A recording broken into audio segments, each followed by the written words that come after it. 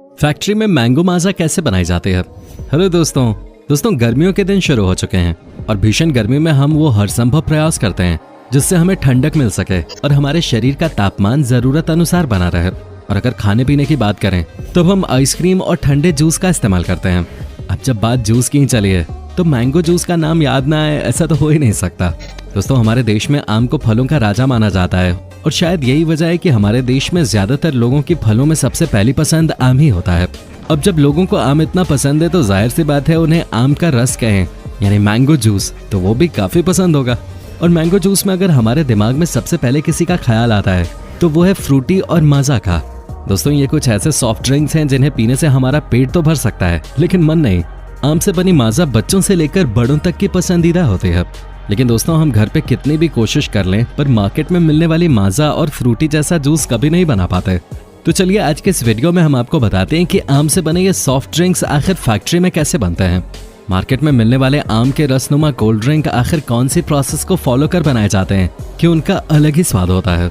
आज के इस वीडियो में हम आपको पूरा प्रोसेस बताएंगे कि मार्केट में मिलने वाला बॉटल बंद आम का जूस आखिर कैसे बनता है। तो अगर आप भी जानना चाहते हैं इसकी कंप्लीट प्रोसेस को तो बने रहिए हमारे साथ वीडियो के अंत तक। पर दोस्तों वीडियो शुरू करने से पहले मेरी आप सभी से रिक्वेस्ट है कि अगर आपने हमारे चैनल को अभी तक सब्सक्राइब नहीं किया है तो इसे अभी कर लें। साथ ही इसके बगल में लगे उस बेल आइकन को भी जरूर ऑन कर लें ताकि हमारे इसी तरह के वीडियोस की नोटिफिकेशंस आप तक सबसे पहले पहुंचते रहें।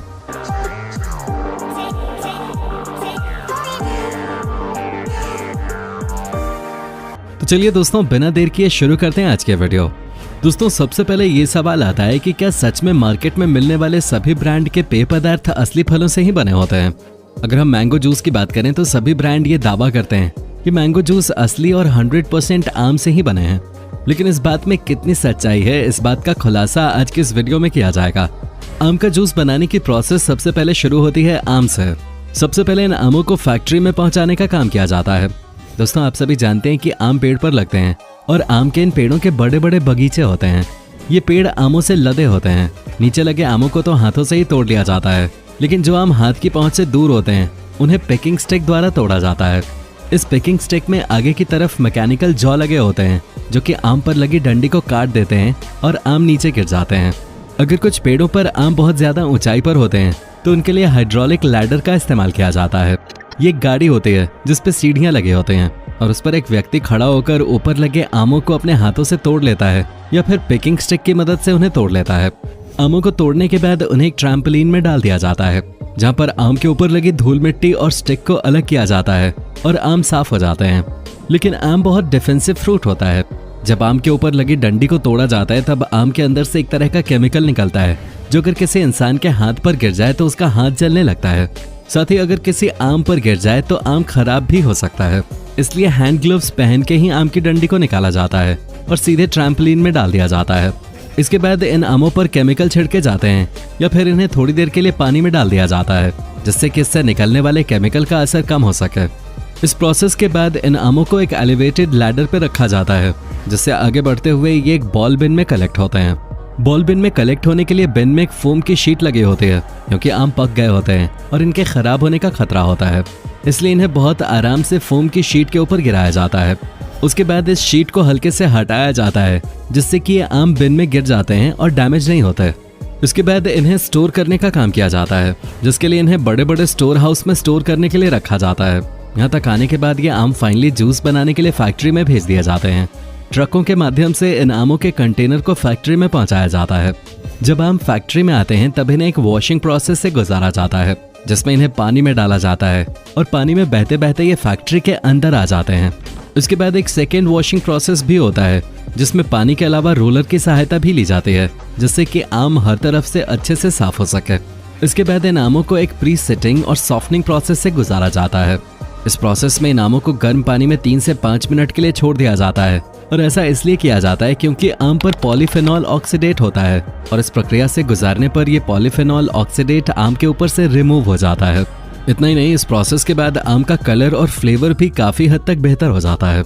यहाँ पहुँचने तक आमों की अच्छी तरह से सफाई की जाती है जिसके बाद इन आमों को कन्वेयर बेल्ट पर होते हुए रोलर तक पहुँचाया जाता है।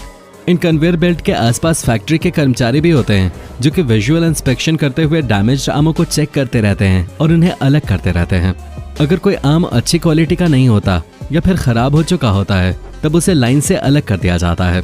बाकी आम कन्वेयर बेल्ट के सहारे आगे भेज दिए जाते हैं। इसके बाद फैक्ट्री के कर्मचारी इन बचे हुए आमों के ऊपरी भाग को काट देते हैं, जहां से आम कन्वेयर बेल्ट से आगे बढ़ते हुए डेस्टोनिंग मशीन तक पहुंचते हैं। ये मशीन बिना किसी वेस्टेज के आमों की गुठलियों को और छिलकों को अलग कर देती है, जिसके बाद ये आम एक्सट्रैक्टर मशीन तक पहुंचाए जाते हैं, जहां पर ये मशीन आमों को जूस में कन्वर्ट कर देते हैं। अब यहाँ पर दो तरह के जूस की कैटेगरी बन जाते हैं, with pulp and without pulp. इन दोनों ही तरह के जूस को निकालने के लिए अलग अलग फिल्टर्स का इस्तेमाल किया जाता है। आम से जूस को निकालने के बाद अब बारी आती है जूस डिग्रेसर के, जहां जूस को इस मशीन में भेजा जाता है।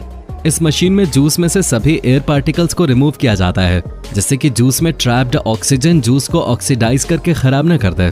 डिग्रेसर मशीन में ये जूस 90 से 95 डिग्री टेम्परेचर पे 10 से 15 मिनट तक रहता है।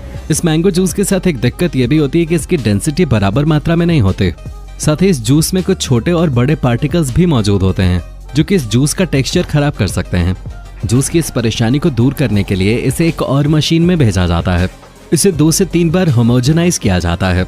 जूस को इस प्रोसेस से गुजारने के बाद बड़े से बड़े पार्टिकल्स भी 1 से 5 माइक्रोमीटर की साइज के हो जाते हैं। इसके बाद होमोजेनाइज जूस को स्टरलाइजेशन प्रोसेस में डाला जाता है। स्टरलाइजेशन प्रोसेस एक ऐसा प्रोसेस होता है जिसमें जूस में मौजूद किसी भी हार्मफुल बैक्टीरिया को मार दिया जाता है। इस जूस को स्टरलाइजेशन मशीन में डालकर 62 से 85 डिग्री सेल्सियस पे कई साइकिल में गर्म किया जाता है और फिर तुरंत इसे ठंडा भी कर दिया जाता है। इस पूरी प्रोसेस से जूस की शेल्फ लाइफ काफी इंक्रीज हो जाती है। इसके बाद जूस को बड़े बड़े टैंक्स में स्टोर करके रख लिया जाता है, ताकि जब सीजन खत्म हो जाए तब भी कंपनी के पास जूस बेचने के लिए स्टोर में मौजूद रहे। ये भी कहा जा सकता है कि हम जो जूस मार्केट से खरीद कर पी रहे हैं वो फ्रेश नहीं बल्कि 6 से 8 महीना पुराना जूस भी हो सकता है। इस जूस का एक ये भी नुकसान है कि इतने समय तक स्टोर में रहने के बाद ये अपना फ्लेवर लूज करने लगता है, इसलिए कंपनी को इसमें आर्टिफिशियल फ्लेवर भी डालना पड़ता है। इसलिए हर जूस की बोतल पे आर्टिफिशियल फ्लेवर ऐड किया गया है ऐसा लिखा होता है। और ऐसा इसलिए नहीं कि वो जूस असली मैंगो से नहीं बनता है, बल्कि इसलिए क्योंकि इतने दिनों तक स्टोर में रहने के बाद वो अपना मैंगो फ्लेवर धीरे धीरे खोने लगता है। इस प्रोसेस के बाद इस जूस को फैक्ट्री के बॉटलिंग प्रोसेस के लिए आगे भेजा जाता है। ये एक ऑटोमेटेड प्रोसेस होता है। सबसे पहले इन बॉटल्स को धोकर अच्छे से स्टेरलाइज कर लेते हैं। उसके बाद इन बॉटल्स में जूस को भर दिया जाता है और कैप भी ऑटोमेटेड मशीन द्वारा लगा दी जाती है। आखिरी स्टेप में इन बॉटल्स के ऊपर लेबलिंग कर दी जाती है और ये जूस मार्केट में उतरने के लिए तैयार हो जाता है। तो दोस्तों, देखा आपने किस तरह हमारी फेवरेट मैंगो जूस फैक्ट्री में तैयार होते हैं। उम्मीद है आपको आज की वीडियो पसंद आई होगी। दोस्तों, अगर वीडियो पसंद आई हो तो इसे लाइक और दोस्तों के साथ शेयर जरूर करें। और अगर आपको इस तरह के इन्फॉर्मेटिव वीडियोस रोज देखनी है तो हमारे चैनल को सब्सक्राइब करना बिल्कुल ना भूलें। धन्यवाद।